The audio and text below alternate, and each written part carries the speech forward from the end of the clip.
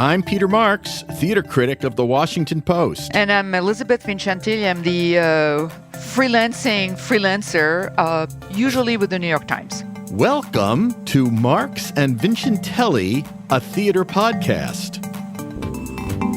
We decided to go like straight for the super obvious name, because that is what it is. And also, as a Borscht Belt fan, it's my tribute to Dean and Lewis, one of the greatest comedy duos of all times. And that is what I have in mind, clearly. We should let people know, for those who are not familiar, we were two of the three members of Three on the Aisle, a podcast that we did with Terry Teachout for 4 years.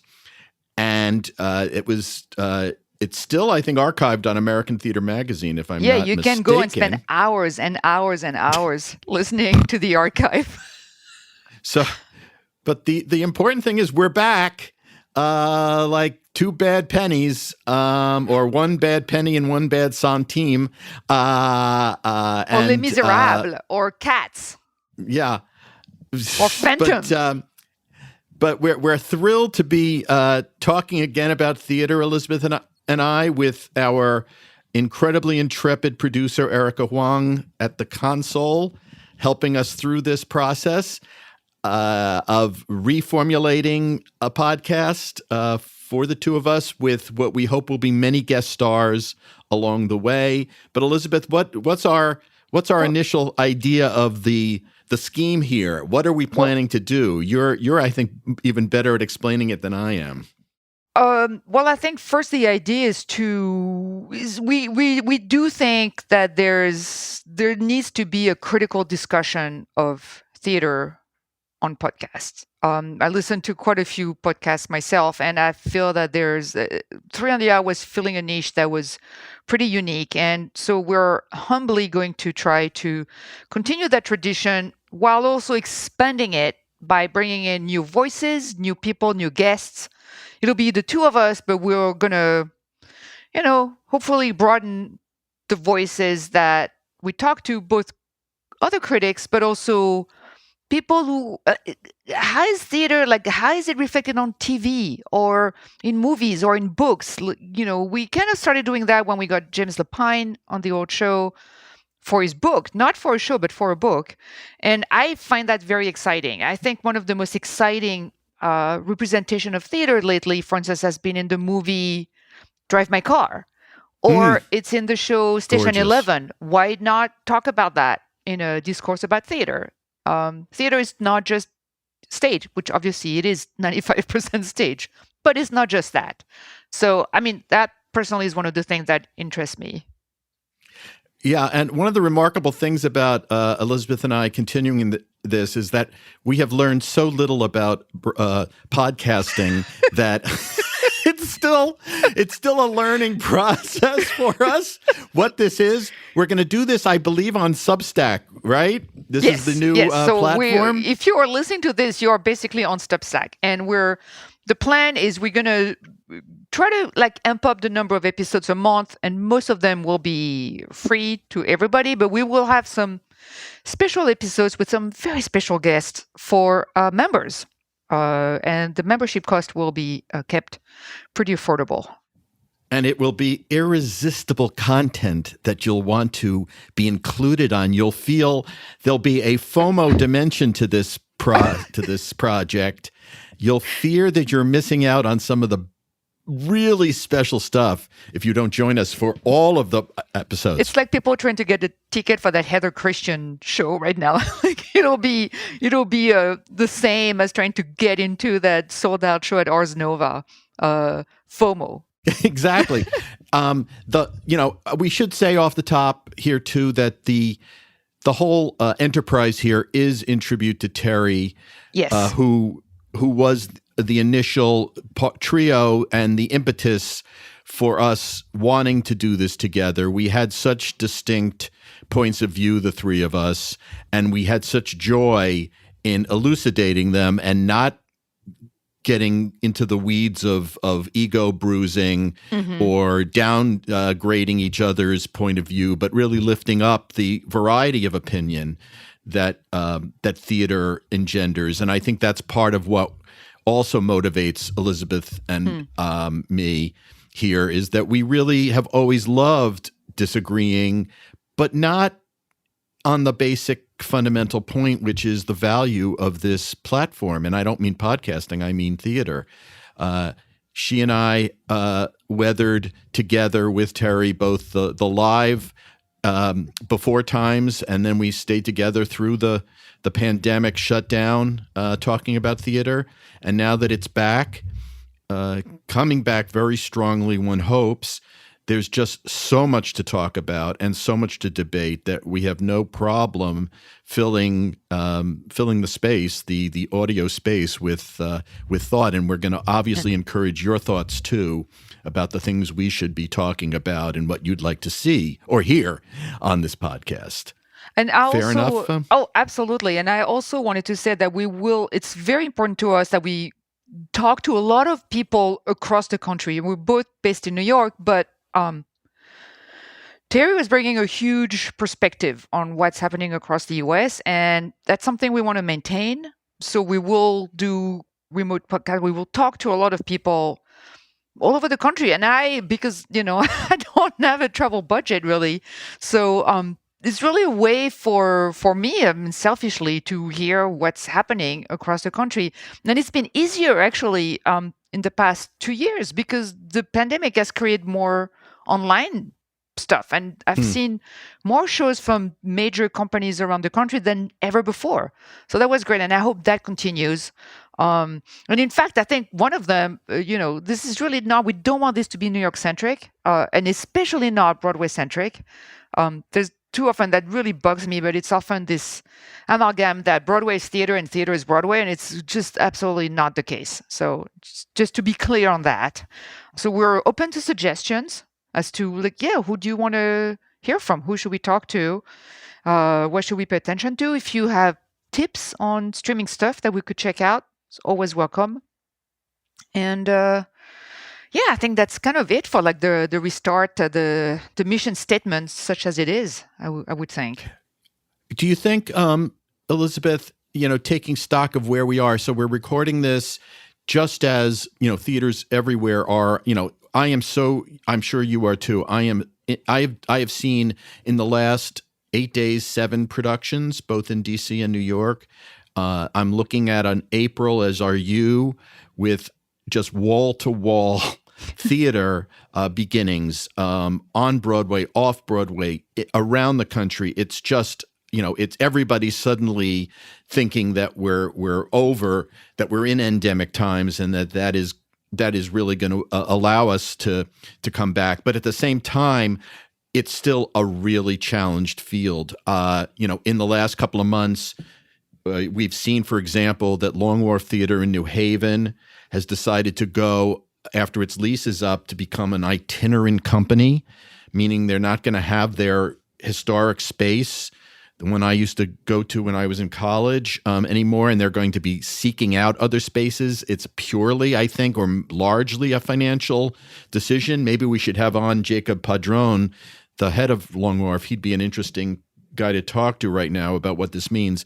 We also have the Humana Festival, which is a mainstay of new play development in this country, disappearing. That was such a blow. That, to me, I had never been to Long Wharf, but I had been to Humana, and so much of Humana, the festival, was trickling out all over the country. I mean, those plays ended up everywhere, and I don't understand what happened there. I just don't get it. Well, that's another possible guess, don't you think? That's run at a Louisville by the Actors Playhouse, and that's also sort of gone by the wayside. I think Humana pulled out. Isn't that the sort of the story? I haven't followed it that closely. But it's a huge blow, and I'm surprised. I mean, it's very sad that if Humana pulled out, I'm very sad that the festival could not find another sponsor to. It's expensive, but and then there's the news that the Williamstown Theater Festivals has a very reduced season. That there's other factors coming into play for that one. I think we can talk about it as we get a little closer to that. But the landscape is in real turmoil. But then there's also very I think there are things that are very that make me more optimistic. I think there is a broadening of voices that we see and hear from on stage. That's happening. And I think what's encouraging to me is that a lot of those new voices also are, I mean, some of them are going to fail. The shows are not going to work. They're not going to be good, or they're going to be good and they're still not going to find their audience. But that's part of the course. When you're part of the discourse, it's not always going to work out. And I think that's a reality that I find actually encouraging. Yeah. Well, but at the same token, I've been talking to so we're seeing a passing of the baton. Artistic directors, many artistic directors who've been around are starting to relinquish their jobs too. I mean, they're just tired, they're burned out. But I've talked to people around the country, and there is a real sense, though, of fear about getting the same level of audience back after the pandemic that existed prior to. I've heard often quoted numbers like 30% of the audience that was there before the pandemic is not coming back. That's not just a momentary lull, but that is a sort of choice that people are making not to return to the theater. Do you think that has to do with partly that they realize that streaming Netflix is really easy, or that it's a health concern, or that it's not really liking the programming, or like probably a factor of the above? Yeah. All of the above. I have heard also that that the mentality that's evolving is, people are sort of on the cusp of deciding their ticket sales based on, is it worth it, not financially as much as it is as risk taking. I don't think it's not just health, but just the whole effort suddenly seems to have a different calculus in getting to a theater or going through the rigmarole of going to a theater. Maybe part of it is, am I going to wear a mask or not? Maybe that will dissipate over time. Maybe it is, do I have enough shots? Did I get enough? I'm about to book my second booster soon. But I think that there's a lot of people that have made the decision that if it's not something they have to see, they're not going to go see it. So those shows that you sort of go, you would have taken a chance with, got okay reviews, you heard somebody you knew liked it, but someone else didn't like it. It was a theater you've gone to many times, so you want to support them, but maybe not this time. I think that's where we're getting into a lot of issues for people deciding whether or not they're really going to go out and see it live. And I think also maybe there's some proportion of people who got used to seeing things digitally and thought it was an okay substitute. Not perfect. Yeah. For me, certainly not perfect, but for many people, an option that they could tolerate. I find that a little scary. I am encouraged to see that there's still new companies and new spaces opening. I live in Brooklyn, and there's now more places that I can walk to and see theater. That before it was BAM. I could walk to BAM, and that was it. I could walk to St. Anne's Warehouse if I was feeling like pretty spry. But now there's more spaces, there's more companies that are headquartered in Brooklyn. I find that a very healthy development. I mean, not that Brooklyn is cheap by any stretch of the imagination, but it seems to have some areas that are pretty hospitable to new companies and new spaces. I find this kind of spreading of the emphasis away from Manhattan very healthy, because I think it will encourage, hopefully, local populations to go see something near them. I really want to see more of that in Brooklyn and Queens. The Bronx, anywhere you can have a theater. And I think I guess it's part of what you say. I think if it's nearer where people live, maybe they will go more. I'm also interested in the evolution of ticket prices, because I wonder if we're going to go back, I mean, are you aware, are we going back to some of the crazy Broadway prices that we used to see pre-pandemic, or has that fever come down a little bit? Because we're about to get the grosses published again. So yeah, they are starting to publish them. But look, people are paying $600 to see Hugh Jackman in a really mediocre revival of The Music Man, in my humble opinion. I agree. And so I think that it goes to that specialness issue. People, if they think it's something with a guaranteed return like a Star that they really want to see, that probably has even more value now than it did before, because they want that assurance. And I don't even think that that's necessarily a financial choice as much as it is a time consumption choice. What's worth their time in their evening? If they're going to spend that capital, that health risk, time exposure, capital, that's what they want to see. And I don't know that. I do think the market will still drive prices. I don't think it's going to be that. I don't really see that there's a huge movement towards cheap tickets. I think it's more of an imperative at this point for companies. I think it's also interesting to see maybe more outside of New York than in New York, but that there will be hybrid companies that will start their performances live and will shift. We'll have to shift to digital for some portion, streaming for some portion of their runs, which is an interesting model. I like that. I think there's a really great idea that occurred in my own experience of seeing something I really loved. And once I saw it, I wanted to see it again. And I saw it again streaming.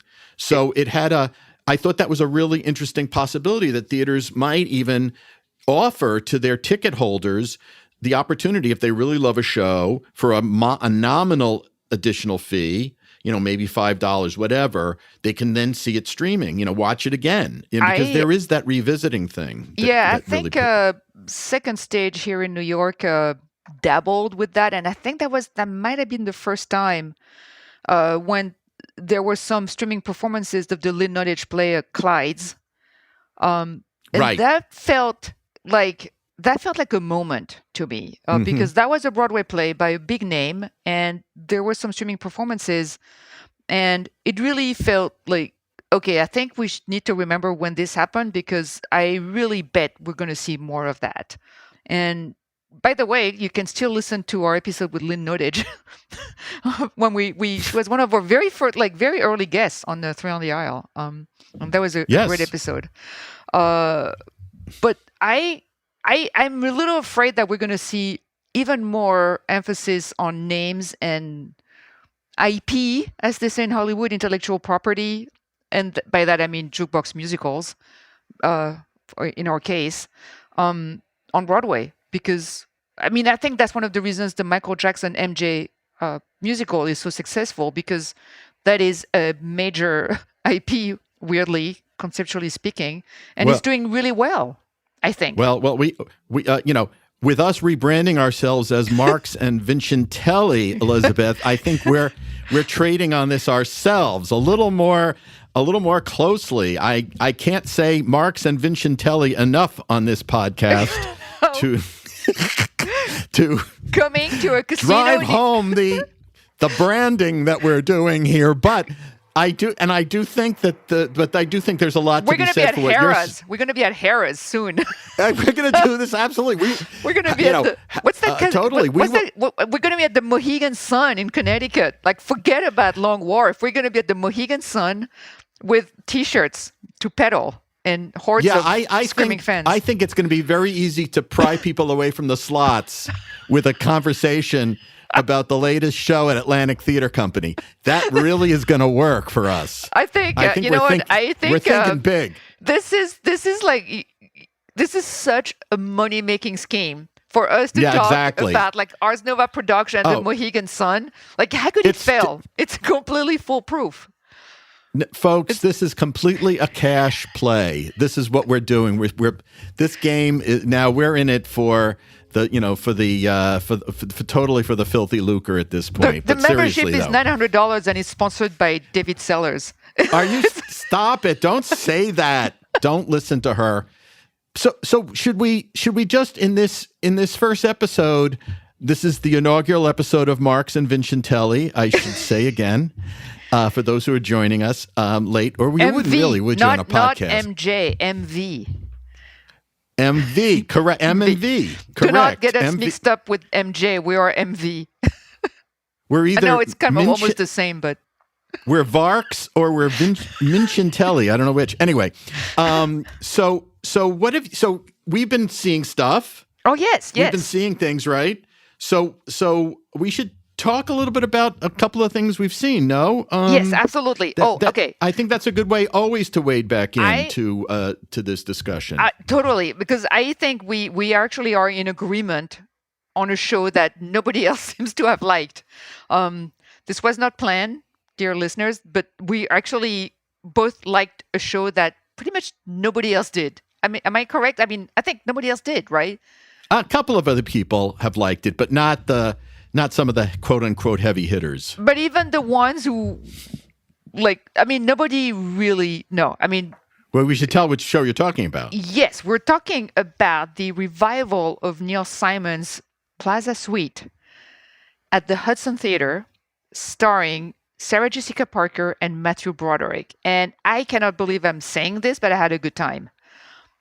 I cannot believe I'm saying this because of so many reasons. Two of them being the two leads. What do you mean?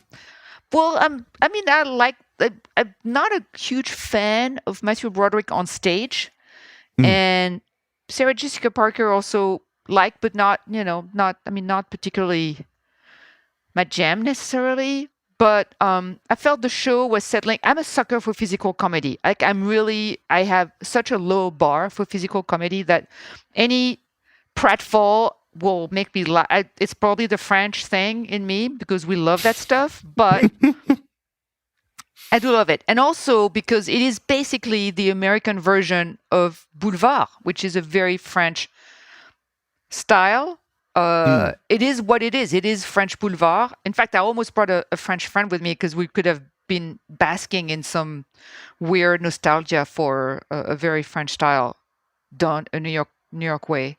But yes, the pratfalls, the kind of couple harem, the references to cheating husbands is so all par for the course for that genre. And it is one that a lot of people say has not aged well. And yes, I agree. It's not aged necessarily well, but I still find that the mechanics of farce are very, very efficient. And they're very efficient in that show, except I think for the first of the three vignettes that make up the play.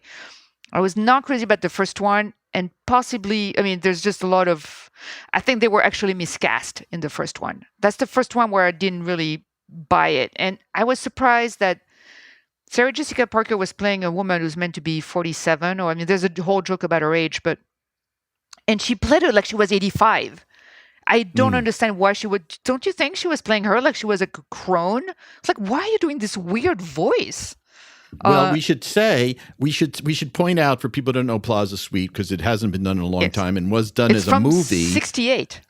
68. And what happens in this version is Matthew and Sarah Jessica play the lead couple in each of the three skits. Right. Fairly extended skits. They're not short. Yes. Two of them aren't short. And the first one, as Elisabeth points out, is kind of the somber one. It's the serious one in 60s terms anyway, of a marriage falling apart. And they all take place in the same hotel suite at the Plaza. And like Elisabeth, I was tickled by this partly because I thought that Matthew and Sarah Jessica brought so much joy to it themselves. It was fun to watch them transform each time. Part of the pleasure was just their initial entrances each time as these old style characters, no doubt about it. But I thought they brought so much to each of those characters. I thought they really thought through who they were and what this place was in their lives, and that really centered it for me. And of course, I just thought the antics in the last one, which is built around a wedding day. This couple have a daughter, Mimsy, who locks herself in the bathroom, and the ministrations that Norma and Roy, the characters they play, go through to try to get her out of the bathroom are just very funny. And it has no deeper meaning. I don't think you don't have to really sort of puzzle out the subtext. It's the old style Broadway entertainment, and I dare say that maybe the audience for that has eroded. Yes, I do think that there's a kind of I don't want to characterize any other reviews of the show. I think I found a lot of value in it and a lot of fun, and I salute them for bringing it back. I called it a stroke of retro genius. Yeah, I did really enjoy the fact that there was absolutely no attempt to try to modernize it. It is it is very clearly they're having a blast playing off also the 1960s outfits.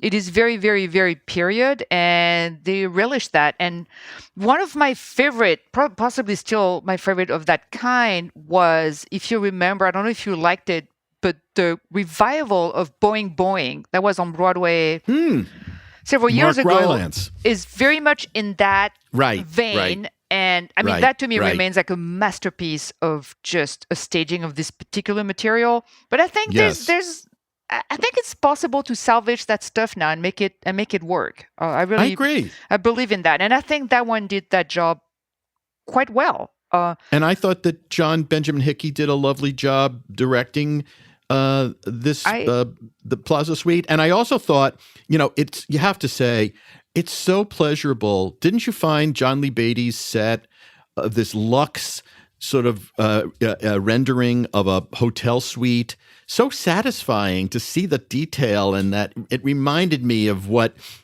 realistic sets of the past looked like when you lavished money on them and you really I'm usually not a fan of that kind of set. I gotta say, like all those shows where like the audience applauds the set. Kind of drive me crazy, but yes, in this case, it's appropriate because it has to be that. It cannot be anything else. You cannot go if you're going to go for the full 1968, there's no other way to do that set. So for that, it works well. But I was actually also surprised because the show has now with 2022 eyes, the show has tricky sexual politics, and I felt they maneuvered around them pretty swiftly because the performers are so sympathetic. And that goes a long way.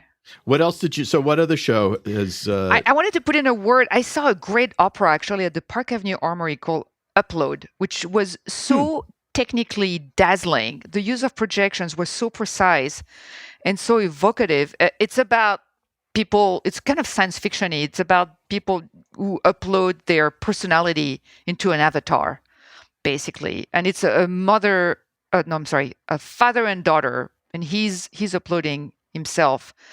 And she has a very hard time with that. And the rest of the cast is actually in filmed projections. So there's interaction between the live actors and the recorded ones, which of course is part of the show, the part of the concept. But I was just blown away by the technique. It's a European import. And I was like, why can't we see something with such a precision and brilliance and like inventive use of technology here?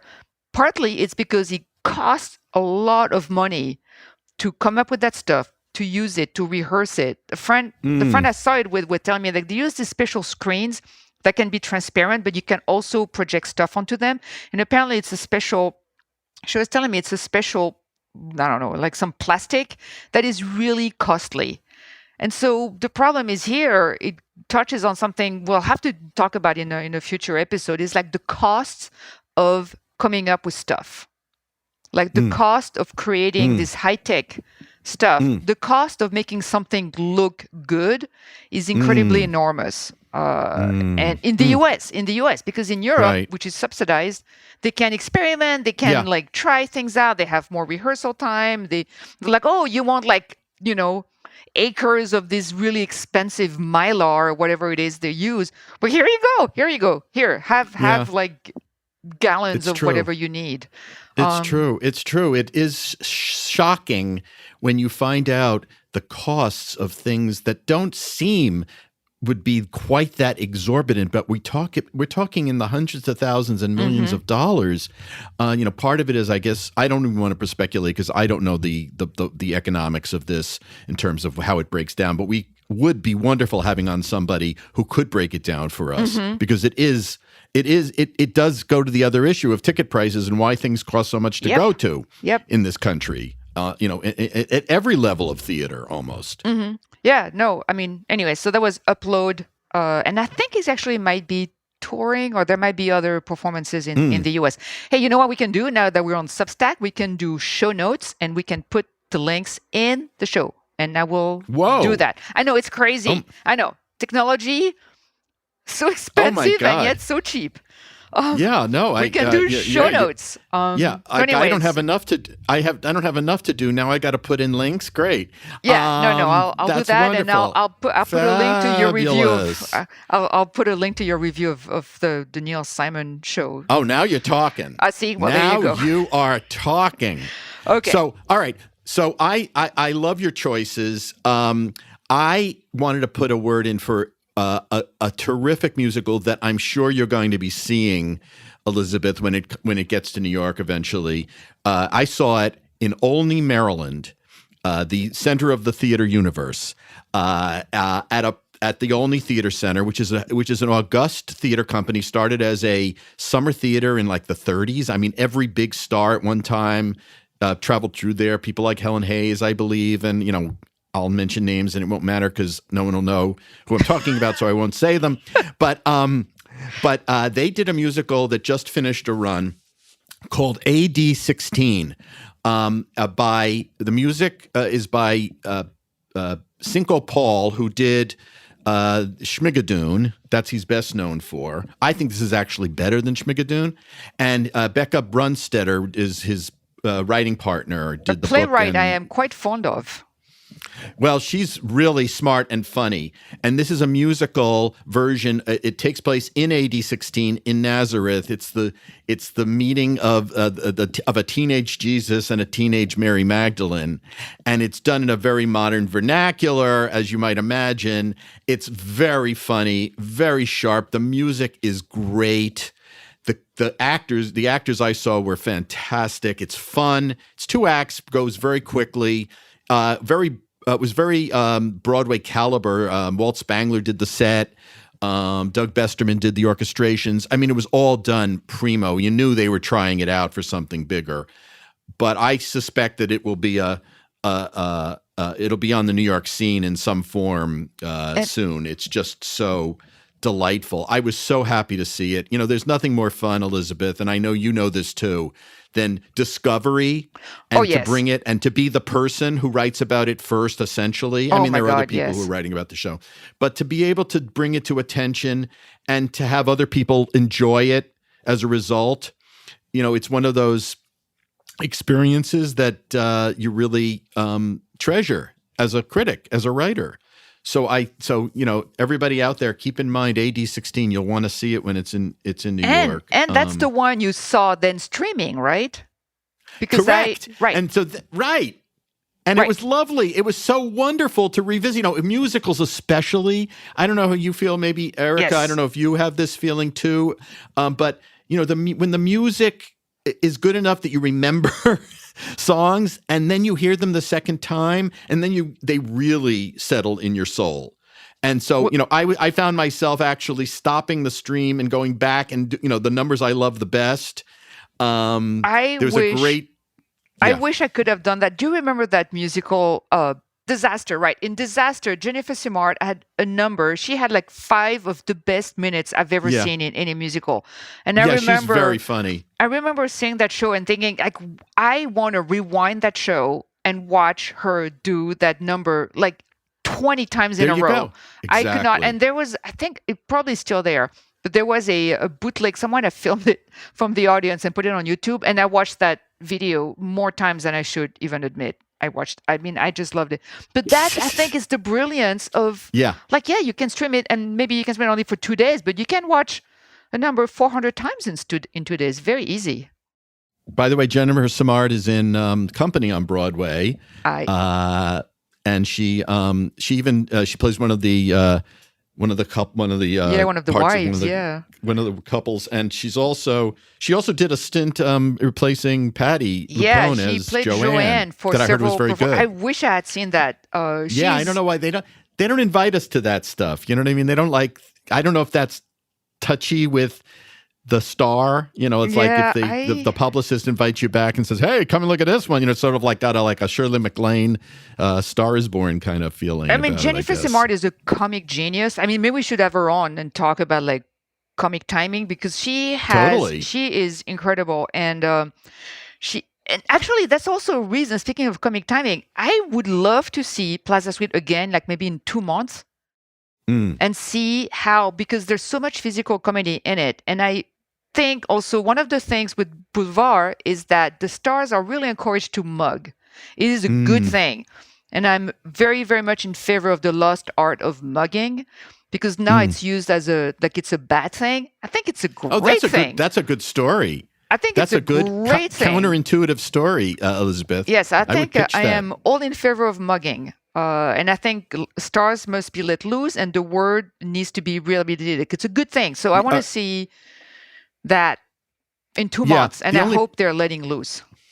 Well, the only problem with that advice or that offer is that, you know, mugging in the wrong hands is a dangerous weapon. Yes, and that's the problem. And if it's not wielded with, you know, great art, it can drive you. It's like pins in your eyes. Yeah, unfortunately, so, it's true. There's a danger. It is not an equal opportunity gift.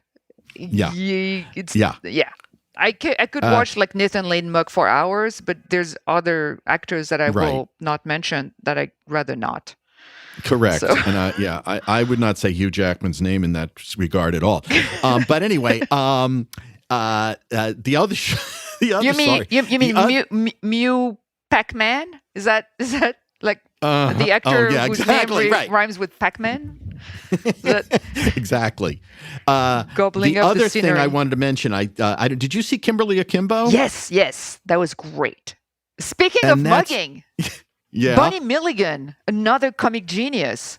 Oh, she's amazing. She actually does not mug, but she has like I think she would be very good at it. And she was but please, I did see it.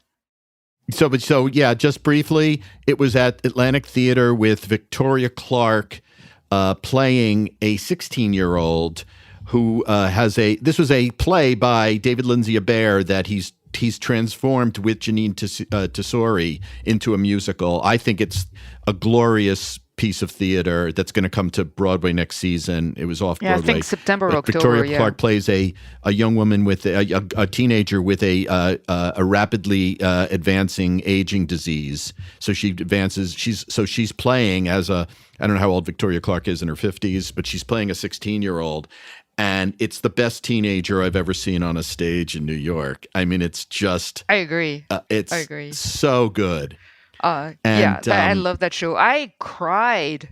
Oh my God. It's is incredibly... Moving. It's very funny and incredibly emotional. It's really... what a punch in... Yeah, it's lovely. I was so happy when they announced he was going to transfer. That's another case. I wish I could be streaming it so I could watch it again.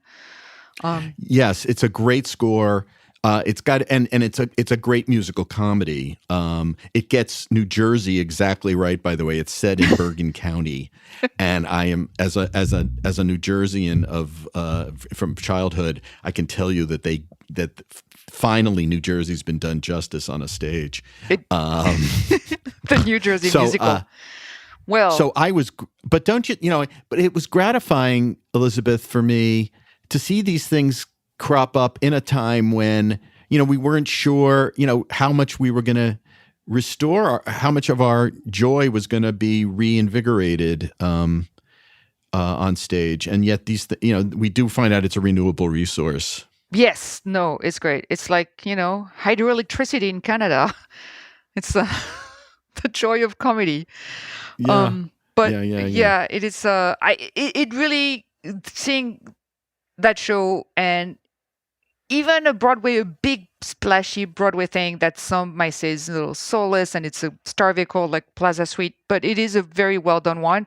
And craft is something that cannot be understated. It's very important. It's probably the quality that's the hardest to gauge in a way. But maybe we'll get some craftsmen on the show. Well, that's it. And I think that before we leave today, we should, ask people, or we should through our Twitter accounts, maybe is the first way to do it. Yes. Through Peter Marks tweet Drama us. and I'm Vincentelli on Twitter, and we'll put all this in the show notes, and people can just click. See how easy it is? So easy. So easy. Well, the more we can get people to do our work for us too. If they want to, if we want to make everybody out there a booker for the show, that would even be nicer, because I've got 42 shows to see in April. So my time, as yours, Elisabeth, is going to be highly occupied. We're going to tape at 6 a.m. We're going to tape at 6 a.m. when we have time before the day starts with coffee. It'll be perfect. You're already at 6 a.m., right? Because I am. I'm ready to rock at 6 a.m. No. I unfortunately, I'm up at 6 a.m. too many days already when I'm really not capable of coherent thought. Although some people think that lasts with me all day. So, but anyway, we should thank everybody, I think, for sitting through our inaugural reboot here with our new title, Marks and Vincentelli, and we'll be back soon with another edition. Anything else we have to say, Elisabeth? I think we're good. I think we're gonna get this show on the road. Maybe one day, literally. Who knows? We'll do it live from some exciting place. We'll be wandering around like a Lone Wolf. Indeed, and our thanks to Erica Huang, our producer, for marshaling the skills of this platform for us. And I will just sign off by saying I'm Peter Marks of the Washington Post. I'm Elisabeth Vincentelli, and I contribute to the New York Times. So thank you for listening, and we'll see you next time on Marks and Vincentelli.